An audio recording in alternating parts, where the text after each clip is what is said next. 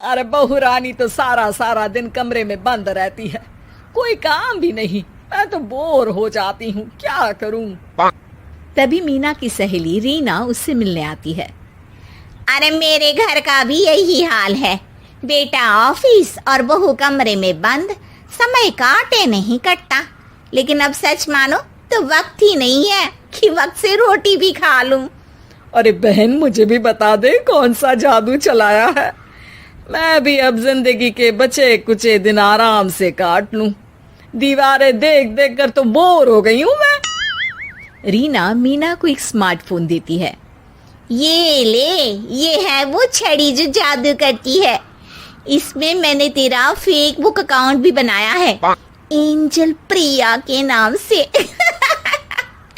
बस अब यहाँ दोस्त बना और सबसे बातें कर। सास को पहले तो उतना समझ नहीं आता है, लेकिन धीरे धीरे वो उसकी आदत डाल लेती है। माँ जी जल्दी से खाना खा लीजिए, मुझे थोड़ा काम है। अरे तू जा, मैं खा लूंगी, अभी वक्त नहीं है। और सासू माँ मोबाइल में मुंह गड़ाए जवाब दे देती है। बहू समझ ही नहीं पाती और वहां से कमरे में चली जाती है। अचानक सास को किसी प्यारी पिंकी की फ्रेंड रिक्वेस्ट आती है। अरे वाह, ये तो कोई प्यारी सी लड़की लगती है, बात करती हूँ। सास फ्रेंड रिक्वेस्ट अपनाकर बात करने लगती है। अब क्या था, सास सारा दिन उस सहेली से बात करती, अपनी कहती, उसकी सुनती। एक दिन सास फोन पर ही सरगड़ाए। अरे बहू, जरा मंदिर के लिए थाली सजा दे, आज कीर्तन है। बहू फोन पर किसी को मैसेज टाइप करते कहती है। माँ जी क्या है, अब मुझे क्या पता कि आपको कौन कौन से भगवान की पूजा करनी होती है। तभी सास के पास कोई मैसेज आता है। अच्छा अच्छा ठीक है, रहने दे, मैं ही कर लूंगी। अब मैंने मना थोड़ी ना किया है, कर देती हूँ मैं। अब मैंने भी बोला ना कि थोड़ी देर में बात करती हूँ, तो मैं ही कर लेती हूँ, तू जा अपने कमरे में। बहू वहां से चली जाती है। सास मंदिर पहुंचती है और मंदिर की सीढ़ियों पर बैठकर सास फोन पर लिखती है। अरे मेरी बहू सारा दिन अपने कमरे में बैठी रहती है। वहां से रिप्लाई आता है। मैं आपकी बहू को तो जानती नहीं हूँ, लेकिन हाँ एक बात है, हो सकता है आपने उसे ताने दिए होंगे या फिर उसका दिल दुखाया होगा। ऐसा करने पर बहुओं का मन ससुराल से हट जाता है। याद रखिए, बहू और बेटी में फर्क होता है। सास घर जाती है और बहू से बड़े ही प्यार से बात करती है, उसके लिए खाना बनाती है, उसे गिफ्ट में साड़ी भी देती है। जिसके बाद अगले दिन, माँ जी चलिए, आज मैं भी आपके साथ मंदिर चलती हूँ, आते वक्त भोले भैया के गोलगप्पे खाकर आएंगे। अरे हाँ बहू, ये तो अच्छा है, चलो।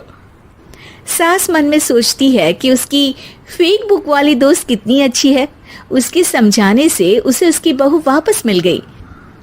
वो बहू को अपनी दोस्त के बारे में बताने का सोचती है, लेकिन फिर चुप हो जाती है। बहू फोन पर टाइप करती है। मेरी सास मुझे नौकरानी समझती है, एक गिलास पानी तक खुद नहीं लेती। मन तो करता है कि बोल दूं, मैं बहू हूँ, कोई नौकरानी नहीं। वहां से रिप्लाई आता है। देखो, तुम्हारी सास को तो मैं भी नहीं जानती, लेकिन वो बुजुर्ग होंगी। पूरा जीवन उन्होंने घर गृहस्थी चूल्हा चौका में निकाल दिया। और फिर तुम ये भी मत भूलो कि जिस पति पर तुमको इतना गर्व है, उसे भी शिक्षा उन्होंने ही दी है। तो जिसने तुम्हें इतना दिया, क्या तुम उनकी थोड़ी सी सेवा नहीं कर सकती? बहू भी अगले दिन से सास का सारा काम करती, उनके पैर दबाती, उनका ख्याल रखती, उनके साथ घूमने जाती। एक दिन सास, बहू ये लो मेरा हीरे का हार। पहले तो सोचा था कि अपनी बेटी को दूंगी, लेकिन आज जब मेरे हाथ पैर में दर्द था तो तुम मेरा साथ दे रही थी।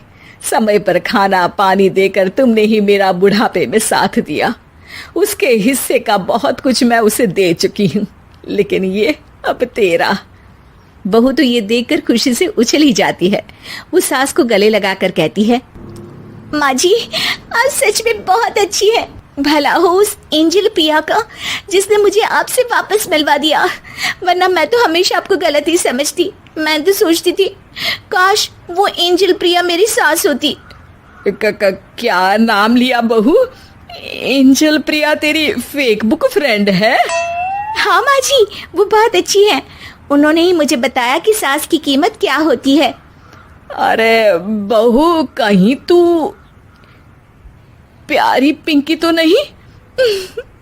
जी माँ जी, मैं ही हूँ प्यारी पिंकी। क्यों? सास बहू को गले लगाकर कहती है। मैं भी यही सोचती थी कि काश प्यारी पिंकी मेरी बहू होती। शुक्रिया बहू।